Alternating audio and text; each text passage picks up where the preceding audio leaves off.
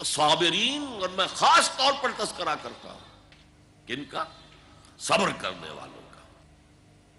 کن کن چیزوں میں صبر ہے؟ فقر و فاقہ، البأساء والضراء، اور دکھ میں، تکلیف میں، زخم کی ٹیسیں اٹھ رہی ہیں یا کسی اور نوع کی تکلیف محسوس ہو رہی ہے، وحین الباس، اور جنگ کے وقت۔ اس میں جو ترجمہ آپ نے سنا ہے حق و باطل کے درمیان جنگ، یہ درست اضافہ ہے، یعنی جنگ سے مراد عام جنگ نہیں ہے، یہ میں وضاحت سے بعد میں عرض کروں گا۔ اولئک الذین صدقوا، یہی ہیں وہ لوگ کہ جو سچے ہیں، واولئک ھم المتقون، اور یہی ہیں وہ لوگ کہ جو متقی ہیں، خدا ترس۔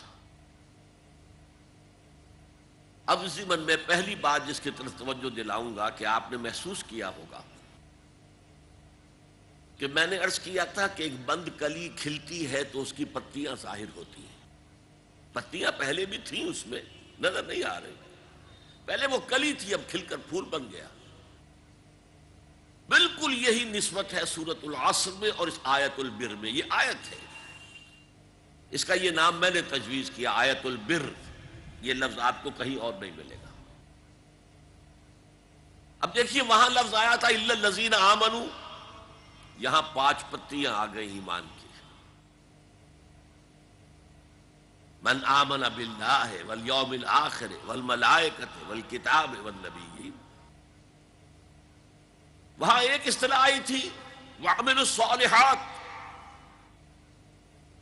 یہاں یوں سمجھیے کہ ایک تنے سے 3 شاخیں برآمد ہو گئی۔ ایک شاخ کا عنوان ہے ہمدردی، اور ہمدردی میں اپنا مال خرچ کر سکا، اگرچہ وہ مال طبعاً بہت محبوب ہے ہر انسان۔ اس اعمال صالحہ کا دوسری شاخ عبادات، نماز اور زکوٰۃ، اور تیسری شاخ معاملات۔ معاملات انسانی کا اکثر و بیشتر دار و مدار کانٹریکٹ پر ہوتا ہے، معاہدے پر ہوتا ہے۔ نکاح جو ہے یہ خود ایک سوشل کانٹریکٹ ہے، بڑے بڑے سارے کاروبار کانٹریکٹ پر ہوتے ہیں۔ ایک مزدور اور مزدور رکھنے والے کا ان کے درمیان بھی ایک معاہدہ ہے، چاہے وہ لکھا نہ گیا ہو۔ ایمپلائر امپلائی کے تو باقاعدہ معاہدات لکھے جاتے ہیں۔ تو یہ پورا کور کر رہا ہے بین الانسانی معاملات میں کہ جو عہد وہ کر لیں اس عہد کو پورا کریں۔ اور پھر جیسے صبر کی بات آئی تھی سورۃ العصر میں، یہاں 3 مقامات خاص طور پر، اور ان کا خاص تعلق ہے ایک خاص عمل سے، وہ میں بعد میں عرض کروں گا۔ وَصَابِرِينَ فِي الْبَأْسَاءِ وَالضَّرَّاءِ وَحِينَ الْبَأْسِ، فقر و فاقہ، بھوک، تنگی، احتیاج اور تکلیف اور جنگ کے وقت، یہ سارے اوصاف اگر جمع ہوں تو قرآن کا تصور نیکی پورا ہوتا ہے۔ یہ انسانی سیرت کا ایک ہیولہ ہے جو ہمارے سامنے آ گیا، پوری شخصیت نگاری اس کے اندر موجود ہے۔ یہ شخصیت جو ان عناصر کا مجموعہ ہے وہ ہے نیک۔ وہ اگر دعویٰ کرے نیکی کا تو درست، اولئک الذین صدقوا، یہ لوگ سچے ہیں، نیکی کا دعویٰ کرتے ہیں تو سچے ہیں۔ اور اضافی طور پر نافلۃ لک، یہی متقی ہیں۔ تمہارے ذہنوں میں کوئی اور تصورات ہوں گے تقویٰ کے، اور متقیوں کی کچھ اور تصویر ہوگی تمہارے ذہنوں میں، یہی متقی ہیں، یہ متقی ہے اور یہی متقی ہے، میں بڑا فرق ہو گیا۔ اسے عربی میں کہتے ہیں حصر۔ ایک جملہ آپ کہتے ہیں زید عالم ہے، اور ایک آپ کہتے ہیں زید ہی عالم ہے۔ زید عالم ہے تو دوسروں کے عالم ہونے کا انکار نہیں ہے، اس میں نفی نہیں ہے، اور بھی ہو سکتے۔ زید ہی عالم ہے، یہ حصر ہے کہ ان میں سے صرف زید عالم ہے، صرف یہ لوگ ہیں کہ جو سچے ہیں، اور صرف یہ لوگ ہیں کہ جو متقی ہیں۔ تو آپ نے ایک ربط دیکھا جو میں نے کل عرض کیا تھا سورہ ہود کی آیت کے حوالے سے، کتاب احکمت آیاتہ ثم فصلت من لدن حکیم خبیر۔ اس کتاب کا یہ وصف ہے کہ اس کی آیات پہلے بہت محکم کی گئی، پختہ،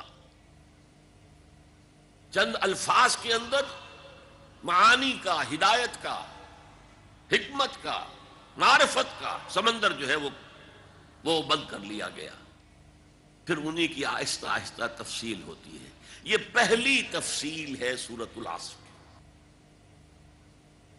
دوسری بات یہ کہ آپ کے علم میں یہ بات آ گئی کہ اس آیت میں خاص قسم کے تصور نیکی کی نفی کی گئی، لیس البر ان تولوا وجوہکم قبل المشرق والمغرب، اور اس کی نفی کے حوالے سے پھر نیکی کا جامع تصور پیش کیا گیا۔ واقعہ یہ ہے کہ اس پر ایک مکمل کتاب قرآنی اخلاقیات، اس پر ایک مکمل کتاب لکھی جا سکتی۔ اس کو سمجھنے کے لیے اس پس منظر کو ایک بار سے پہلے ذہن میں بٹھا لیجئے۔ انسانوں میں نیکی کے بڑے مختلف بلکہ متضاد تصورات جو ہیں وہ پائے جاتے ہیں۔ پہلی بات تو بڑی اہم یہ ہے کہ برے سے برا آدمی بھی نیکی کے کسی نہ کسی کام کو سر انجام دے کر اپنے ضمیر کو مطمئن کرتا ہے۔ میں ڈاکہ تو ڈالتا ہوں لیکن بیواؤں اور غریبوں کی مدد بھی تو کرتا ہوں اپنے علاقے کے،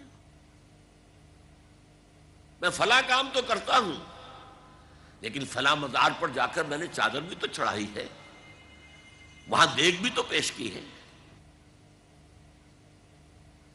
اس کی وجہ کیا ہے؟ ابھی جس چیز کا ذکر ہو رہا تھا، ضمیر، کانشنس، یہ انسان کی باطنی شخصیت کا ایک بہت اہم جز ہے۔ ضمیر کا لفظ اس معنی میں قرآن میں نہیں آیا، لیکن قرآنی اصطلاح ہے نفس لوامہ، وہ نفس جو اندر سے ملامت کرتا ہے، دیکھو تم نے جھوٹ بولا، تمہیں جھوٹ نہیں بولنا چاہیے تھا، کسی اور نے ملامت کی یا نہیں کی، تمہارے اندر کوئی شے ہے جو ملامت کر رہی ہے، دیکھو تم نے فلاں شخص کا دل توڑ دیا، یہ اچھا کام نہیں کیا۔ یہ ہے لوامہ جس کی قسم کھائی گئی، لا اقسم بیوم القیامت ولا اقسم بالنفس اللوامہ۔ یہ نفس لوامہ ہر انسان میں ہے، اور جیسے ہمارے ظاہری وجود کے تقاضے ہیں، بھوک لگتی ہے، پیاس لگتی ہے، اسے کپڑے کی ضرورت ہے موسمی اثرات سے بچاؤ کے لیے، یہ جو مانوی شخصیت ہماری اندر ہے یہ بھی کچھ ڈیمانڈ کرتی ہے، اور انسان اپنے آپ کو مطمئن کرتا ہے، ریشنلائز کرتا ہے، ٹھیک ہے یہ تو خرابیاں ہیں لیکن میں نے یہ کام بھی تو آخر کیے ہیں نا۔ یہ انسان کی ایک لازمی ضرورت ہے، اپنے ضمیر کو مطمئن کرنا۔ اب دیکھیے ہمارے ہاں کے مختلف طبقات میں مختلف تصورات ہیں نیکی کے جو رائج ہیں۔ ہمارے ہاں ایک مذہبی طبقہ ہے جس کے نزدیک اصل اہمیت ریچولز کی ہے، عبادات کی ہے، رسومات کی ہے۔ معاملات میں وہ دھوکہ دے رہے، سودا کر کے پھر گئے، ان کے دلوں میں نرمی نہیں ہے، سائلوں کو دھتکارتے ہیں، لیکن ایک اعتبار سے بہت نیک ہے، سودی کاروبار کرتے ہیں۔ ٹھیک ہے بھائی، میں سودی کاروبار تو کرتا ہوں، میں نے مسجد میں تو بنوائی ہے،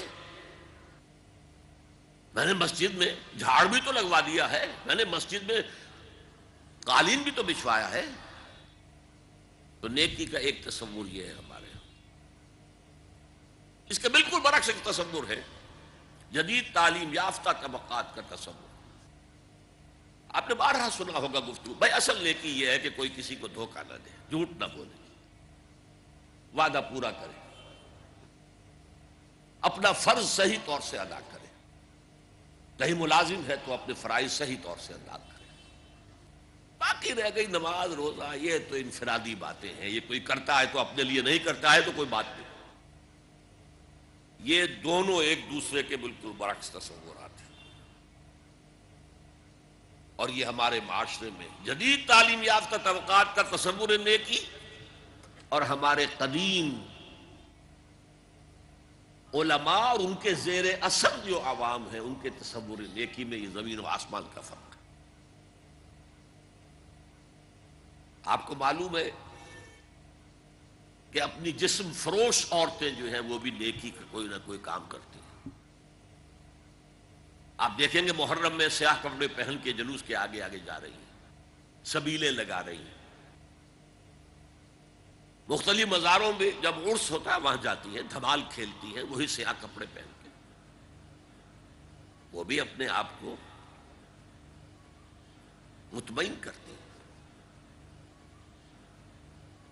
مشہور ہے ایک واقعہ شہنشاہ عالمگیر اورنگزیب کا، اس نے دلی میں گانے بجانے پر پابندی لگا دی۔ اب ظاہر بات ہے جن کا یہ پیشہ تھا ان کا دھندا ختم تو آمدنی ختم،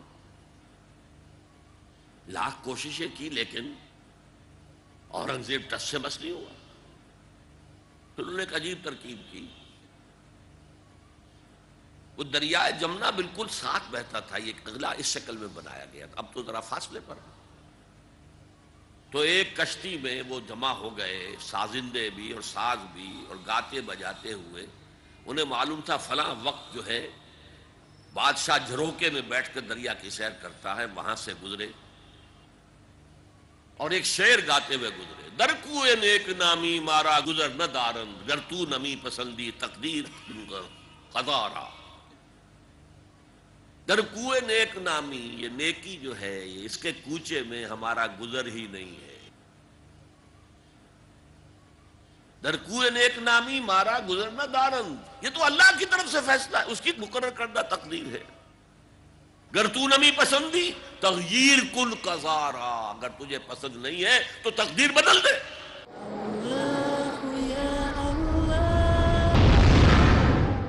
گر تو نمی پسندی تغییر کن قضارا، اگر تجھے پسند نہیں ہے تو تقدیر بدل دے۔ تو بادشاہ ہنس پڑا اور اس نے کہا کہ ٹھیک ہے بھائی، گانے بجانے کی حد تک تمہیں اجازت ہے۔ تو ہر ایک طبقے کا اپنا ایک تصور ہے نیکی کا۔ جیسے میں نے پہلے عرض کیا، بڑے بڑے ڈاکو جو ہیں وہ اپنے علاقے کے بیواؤں یتیموں کی سرپرستی کرتے ہیں، ویسے نہایت درندگی، سفاکی، انسانی جان کی کوئی حیثیت ہی نہیں۔ تو نیکی اصل میں کس شے کا نام ہے، کون سی چڑیا کا نام ہے، نیکی حقیقت میں کیا ہے، وہ ہے اس آیت کا مضمون۔ میں مثال دیا کرتا ہوں، ایک عام قصہ ہے کہ کسی گاؤں میں پہلی مرتبہ ہاتھی آیا۔ اب وہاں نابینا لوگ جو تھے انہیں بھی پتہ چلا ایک عجیب جانور آیا ہے، وہ آئے اور کسی نے اس کی ٹانگ کو ٹٹولا، اس نے کہا ہاتھی ایک ستون کے مانند ہے۔ کسی کا اس کے کان کے اوپر ہاتھ پڑا، اس نے کہا چھاج کے مانند ہے وہ۔ کسی نے پیٹ کو ٹٹولا، بہت بڑا ڈھول ہے وہ۔ بالکل یہی معاملہ ہے نیکی کے تصور کے بارے میں۔ اڑائے کچھ ورق لالے نے، کچھ نرگس نے، کچھ گل نے، چمن میں ہر طرف بکھری ہوئی ہے داستان میری۔ کسی نے نیکی کا ایک حصہ لے لیا، کسی نے دوسرا لے لیا، کسی نے تیسرا لے لیا۔ وہ مکمل سراپا نیکی، حقیقی نیکی کس میں ہے، یہ ہے اس آیت کا مضمون۔ اب چوتھے نمبر پر یہ تمہیدی باتیں جو میں عرض کر رہا ہوں، اس آیت کا پس منظر کیا ہے جسے ہم کہتے ہیں شان نزول۔ کیا بحث چل رہی تھی جس میں ہدایت کے لیے یہ آیت نازل ہوئی؟ ذہن میں رکھیے کہ تحویل قبلہ اس آیت کا پس منظر ہے، شان نزول ہے۔ آپ کو معلوم ہے مکے میں جب تک حضور رہے، آپ جب نماز پڑھتے تھے تو آپ جنوبی جانب کھڑے ہوتے تھے، یعنی رکن یمانی اور وہ کونا کہ جس میں حجر اسود نصب ہے، ان دونوں کے درمیان کھڑے ہوئے کعبے کی طرف رخ کیا، تو اسی رخ پر بیت المقدس بھی ہے۔ اسے کہتے ہیں استقبال قبلتین، دونوں قبلوں کا بیک وقت استقبال ہو گیا، رخ ہو گیا دونوں طرف، خانہ کعبہ کے بھی اور بیت المقدس کے بھی۔ مدینے میں آ کر تو یہ ناممکن ہے۔ اب اگر کعبے کی طرف رخ کرو گے تو بیت المقدس کی طرف پشت ہو جائے گی، وہ شمال میں ہے، یہ جنوب میں ہے۔ اگر بیت المقدس کی طرف رخ کرو گے تو کعبے کی طرف پیٹھ ہوگی۔ لیکن آپ کو معلوم ہے کہ حضور نے 16 یا 17 مہینے مدینے آنے کے بعد بیت المقدس کی طرف رخ کر کے نماز پڑھی۔ اب ایک شکل تو یہ ہے کہ یہ حضور کا ذاتی اجتہاد ہو اور اس کو اللہ نے تسلیم کر لیا ہو کہ ٹھیک ہے، یہ بھی ممکن ہے۔ اسے تقریر کہتے ہیں اصطلاح میں۔ حدیث کس چیز کا نام ہے؟ حضور کا قول یا فعل یا تقریر۔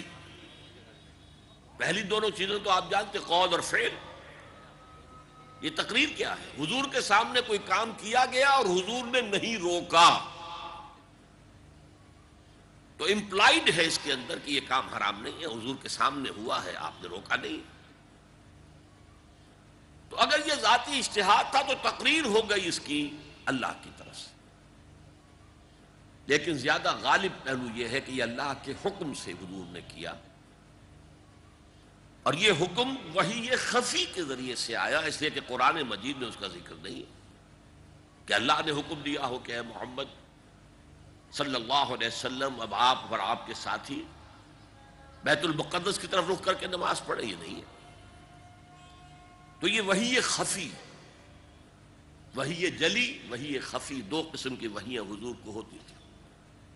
نبی کے لیے تو وحی خفی بھی وحی جلی کے حق اسی کے حکم میں ہے، لیکن عام آدمی کا کوئی ولی اللہ بڑے سے بڑا ہو، اس کی بھی اس کا کشف، اس کا الہام حجت نہیں ہے دین میں۔ بہرحال یہ شاید حضور کو اللہ نے وحی خفی کے ذریعے حکم دیا۔ اس کا ایک بہت بڑا سیاسی فائدہ ہوا حضور کو، اور وہ یہ کہ مدینے میں آ کر آپ کا واسطہ پڑا یہودیوں سے۔ وہ بہت منظم تھے، تعلیم یافتہ تھے، بہت کلچرڈ تھے، ان کے ہاں فقہا تھے، ان کے ہاں مفتی لوگ موجود تھے۔ اگر فوری طور پر تصادم یہود کے ساتھ ہو جاتا تو حضور کے قدم مدینے میں جمنا آسان نہ ہوتا۔ یہ جب آپ نے بیت المقدس کی طرف رخ کر کے نماز پڑھی تو یہودیوں نے سمجھا چلو کوئی بات نہیں ہے، تو ہمارے کیمپ فالوورز ہیں، ہمارے قبلہ کا رخ کر رہے ہیں، لہذا فوری طور پر ان کی طرف سے کوئی مخالفت وہ پیش نہیں آئی، اور اس 16 مہینے میں حضور کو اپنے قدم جمانے کا مدینہ منورہ میں پورا موقع مل گیا۔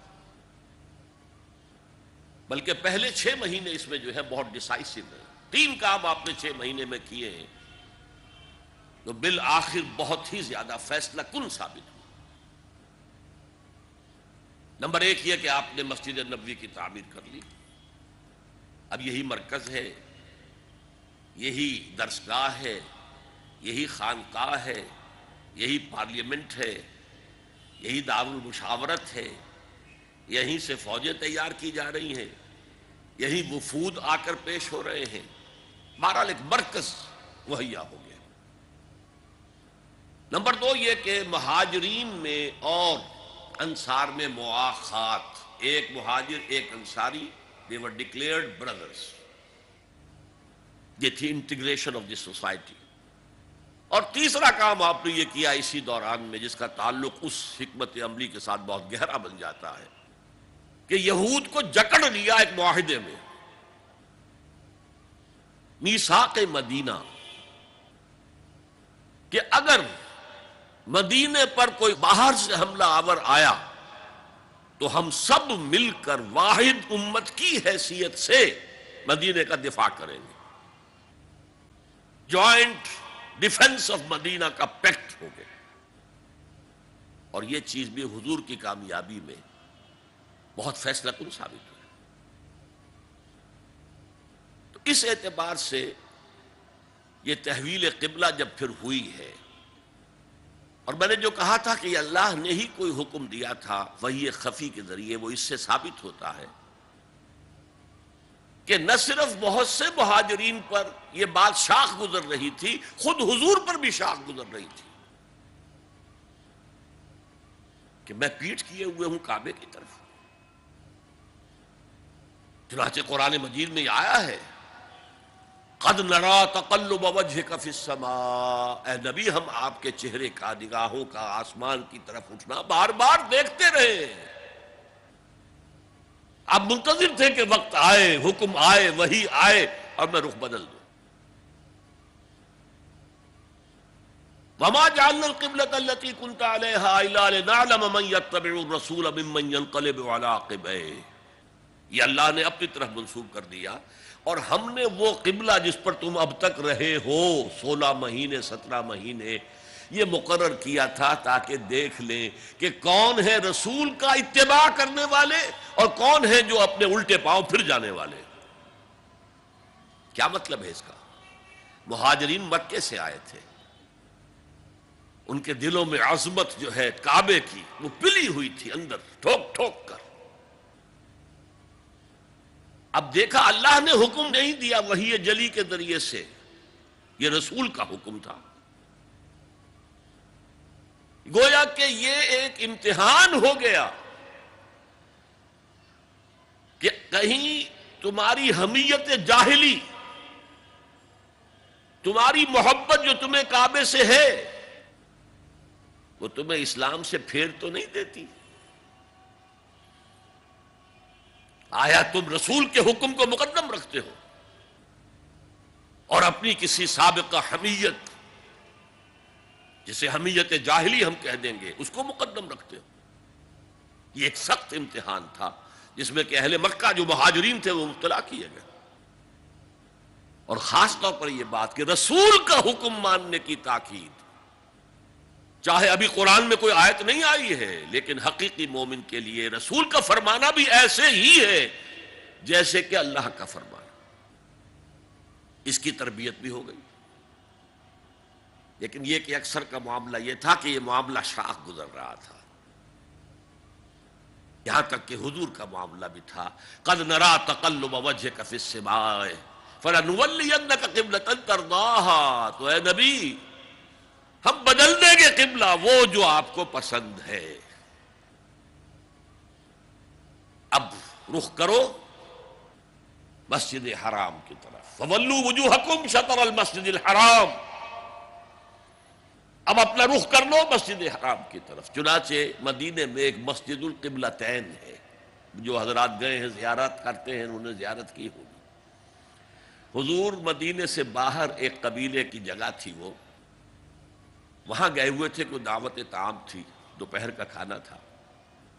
اسی وقت ظہر کا وقت ہو گیا. حضور نے جماعت کھڑی کی اور قبلہ جو ہے بیت المقدس. اسی نماز کے دوران یہ آیات وہی نازل ہو گئی. آپ نے فوراً رخ بدلا اور پوری جماعت نے رخ بدل لیا. اور اسی لیے اس مسجد میں 2 قبلے ہیں، 2 محرابیں ہیں، ایک شمال کی جانب بیت المقدس کی جانب، دوسری جنوب کی جانب یعنی مکہ مکرمہ کی جانب. اب یہ تحویل قبلہ جو ہے یہ ہے بات اصل میں سمجھنے کی، ایک بہت بڑے فتنے کی بنیاد بن گیا. فتنہ آزمائش کو کہتے ہیں اور فتنہ فساد کو بھی کہتے ہیں. فساد یہودیوں کی طرف سے شروع ہوا.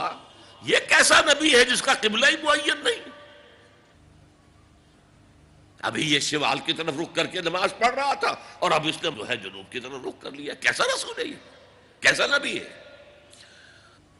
حضور کے خلاف لوگوں کو بھڑکانے کا انہیں اب ایک موقع آتا ہے. نیکی بھی ایک جذبہ ہے، یہاں نیکی کی حقیقت عنوان ہے، اس کی روح ایمان ہے، اور اس کا ظاہر اس میں سب سے پہلے